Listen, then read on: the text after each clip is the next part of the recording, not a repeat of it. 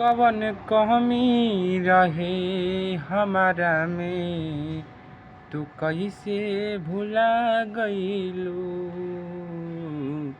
तू कैसे भुला गइलू, साथ देवे के वादा तू कके काहे बहिया छोड़ा गइलू। कवन कमी रहे हमारा में, तू कैसे भुला गइलू। छन छन याद तोहर बहुते सतावता, सुतल पे जान निदियो ना आवता। हमारा से ऐसे तू कैलू बेवफाई हो, तोहरा से कैसे हम सहबई जुदाई हो।